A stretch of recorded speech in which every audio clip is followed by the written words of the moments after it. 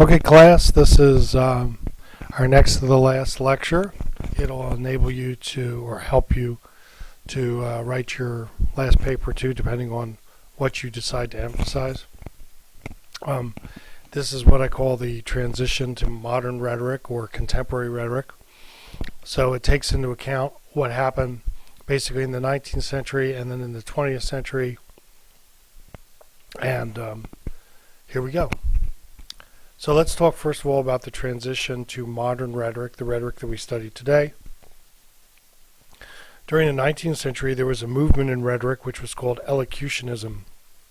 It's probably one of the single most destructive trends that ever developed in the history of rhetoric. It almost stamped out any serious consideration of rhetoric as an academic discipline. Elocutionism was the idea that rhetoric was nothing more than gesture. The idea was that wasn't what you were saying or the style in which it was written, but the way in which you delivered speeches which had the most profound impact. Anyone who studied elocutionism basically studied how to stand, how to use eye contact, how to point, how to gesture. There were all sorts of postures, gestures, expressions that were taught basically from a lexicon to show you how to show rage, indignation, arrogance, dissatisfaction. It was all done through body language. So it's kind of the old school, what we think of when we think of oratory, which is very exaggerated, pompous, overblown, but mostly in terms of gesture and physical behavior of the orator. Now, ironically, Abraham Lincoln, who lived during the 19th century, so far as we know, although we've never heard him speak, there's no audio recording of his voice, was trained or trained himself in speaking in an elocutionary manner. And so his tendency was to focus very big time on delivery. I don't know if you saw the movie Lincoln, but they decided to have Lincoln portrayed as somebody who had a much higher pitched voice than we might have expected, given his very large stature. And in fact, there are some descriptors, written descriptors of Lincoln as an orator, which suggests that he had been trained in an elocutionary fashion, that he was very big on gesture, he was very big on volume and expressionism in speaking, much more than worried about the content. Now, the other part of it is, of course, that Lincoln was a great writer himself, and so his speeches did have great content. They were very poetic, well written. Everything that has been preserved as a speech of Lincoln's is essentially a rhetorical masterpiece, and some of them are among the most famous speeches in all of history. And of course, the Gettysburg Address, which almost all of us know by heart, is one of the greatest masterpieces of rhetoric. It's very short, it's very poetic, very memorable, and it has not only been studied as a speech, but has also been studied as an example of great literature, which brings me to my next subpoint here, which is that in the 19th century, and largely under the influence of Blair, who we talked about in the previous lecture, rhetoric developed as a branch of literary analysis. To study rhetoric was to study the poetry, the writing, the style of speeches, not so much the fact that they were delivered to audiences, that they were designed to persuade, that they were political, that they were designed strategically with effects in mind, but again to focus on them as works of literature. And as a result of that, during the 19th century, one could argue that rhetoric almost died because everyone was conflating literature or literary analysis into one thing. Poems, novels, plays, and speeches were all considered to be examples of discourse that were written, some with an aesthetic purpose, some with obviously a more immediate purpose, but nevertheless all examples of writing and all to be studied the same way. And a lot of the best known analyses of speeches were literary analysis, where they looked at things like metaphor and style and all the other figures of speech and rhetorical devices that were used in the writing and composition of the speeches. So by the end of the 19th century, you could say that rhetoric taken from its elevated heights in ancient Greece, ancient Rome, the Renaissance, even the late Enlightenment period, as a feature of colleges in both England and the United States, had fallen into this disrepute, which was mostly brought on by the fact that more and more of what was considered to be an essential part of rhetoric as a discipline had been shaved off, and there was not that much left. But in the 20th century, some things changed that brought it back, big time. First, linguistic philosophy. There was a group of philosophers in Europe at the early part of the 20th century who started to get very interested in language. And some of them were very concerned with not only how language could be analyzed logically and philosophically, but also how language conveyed meaning. And there were groups of philosophers that were called semanticists, and they examined the meaning of words and the importance of words and how words performed functions and worked on people. And so that was one of the early indicators that there was going to be later a discipline or a field of communication studies, because people were looking at the meaning of words and how people shared meaning and came to shared understandings of words and how words affected things like people's perceptions. A later development in the 20th century was the birth of the modern social sciences.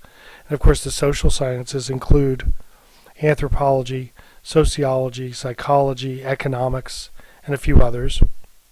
And one of the hybrid early social sciences, which is called social psychology, which is a mixture of sociology and psychology, where you studied the behavior of people in groups, got very interested in persuasion and compliance gaining strategies as an issue. And so some of the early social science research of the 20th century, particularly places like Yale, had to do with persuading people and turning variables like Aristotle's variables of persuasion from ancient Greece, ethos, pathos, and logos, into variables of persuasion for social science studies. So in the 20th century, we started looking at factors of credibility and how those affected persuasion. And so there was a natural bridge between ancient rhetorical studies and modern social science studies. I mentioned before that in the 19th century, rhetoric had been reduced to literary analysis, and there's a branch called a field called literary criticism where they analyze books. But some scholars in the early 20th century said there ought to be a separate branch of study called rhetorical criticism, which means that we'll look at something not as a piece of literature, but look at it as a real message delivered to a real audience for a real purpose, and we can analyze the message and how appropriate it was and how successful it was. So if you look at Lincoln's Gettysburg Address, you could say it's a great speech with a great message, a great piece of literature. What did it achieve rhetorically? Well, we don't really know too much about that. We know that it was one of two speeches given at the dedication of the Gettysburg battlefield as a cemetery, and it was the shorter of the two speeches. The other speech was the main speech delivered by somebody named Edward Everett, who you've probably never heard of. That speech was 2 hours. Lincoln's speech was, I want to say, a minute and a half. So, which is the more famous speech as a work of literature, as a classic? Lincoln's. In terms of the rhetorical goals that were trying to be accomplished, it was hardly noticed at the time. The New York Times said Edward Everett delivered the speech. They summarized the speech, and then they said something to the effect that President Lincoln also made some remarks. And that's what we knew about the Gettysburg Address at the time it was delivered. So when we study rhetoric, we actually look at how a speech works in the historical political climate to actually address the situation. There have been famous examples of that throughout history, that there have been times where speeches were absolutely essential. Think about like after September 11th, when the World Trade Center was attacked. If George W. Bush, who was the president at the time, hadn't gone on television to give a speech in response to that situation, certainly the American people would have been perplexed. Why isn't the president talking? Why isn't he responding to this crisis? So rhetoric responds to critical situations, and you can criticize it as an appropriate response to a critical situation. Classics. Classics is the study of ancient languages and texts, Greek and Roman primarily.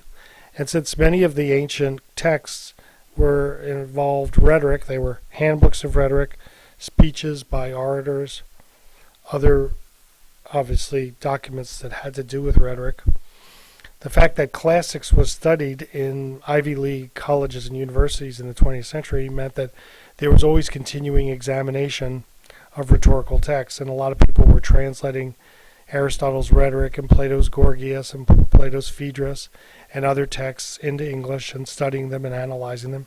And people were writing histories of rhetoric based on the classic texts that exist. So that kept alive the interest as well. One place where that was particularly interesting was at Cornell University, which is an Ivy League school.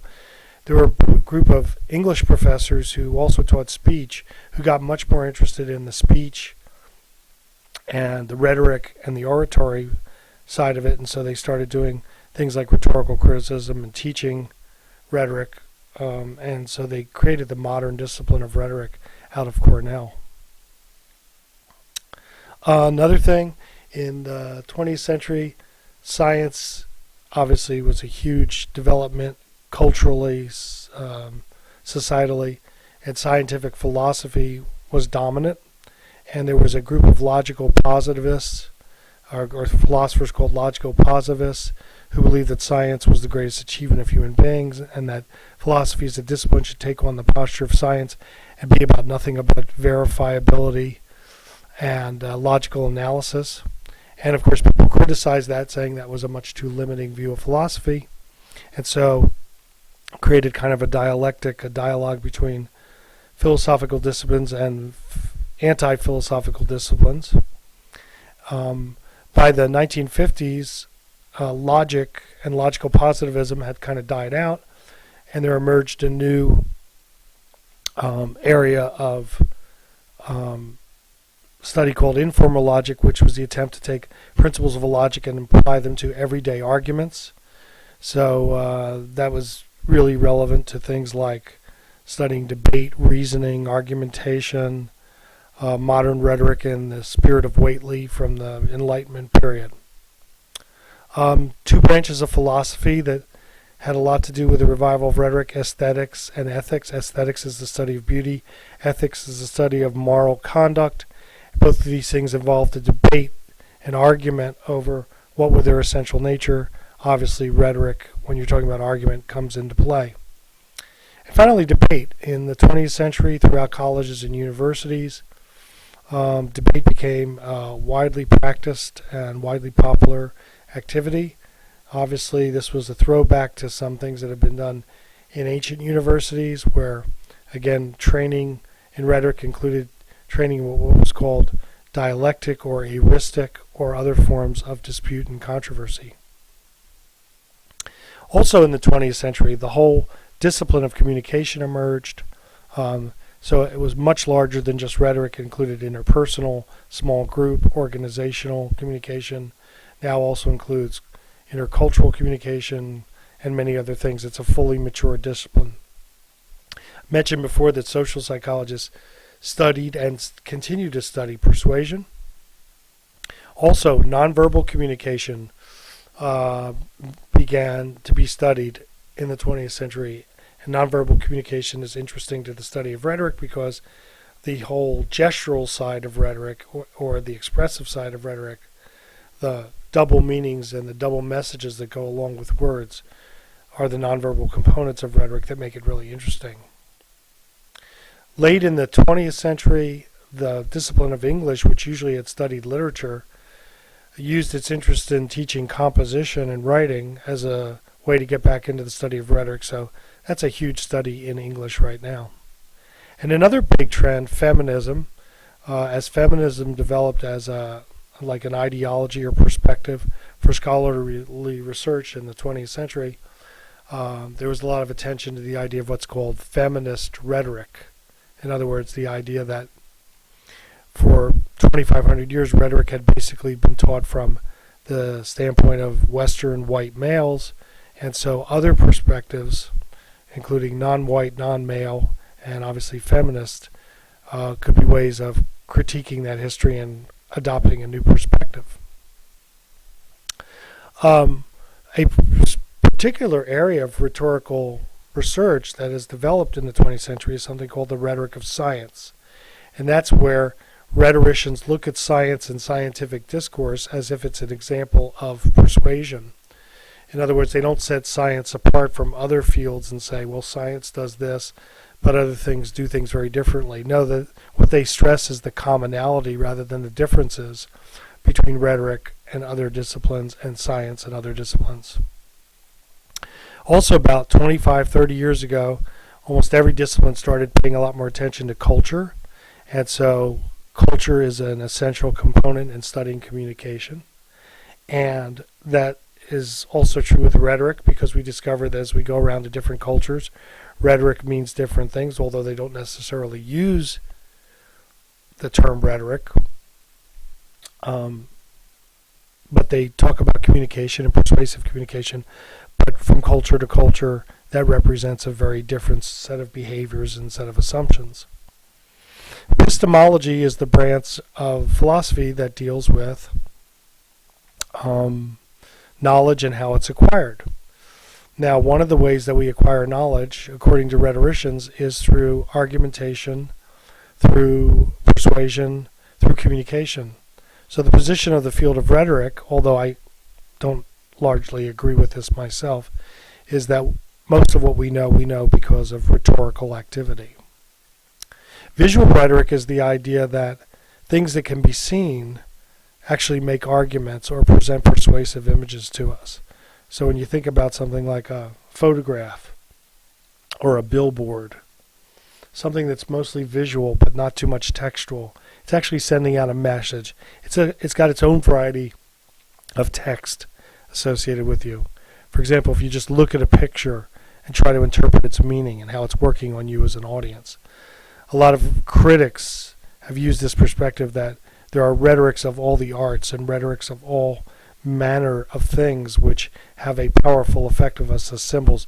So we don't necessarily have to talk about words or speeches. We don't even have to talk about fiction versus nonfiction.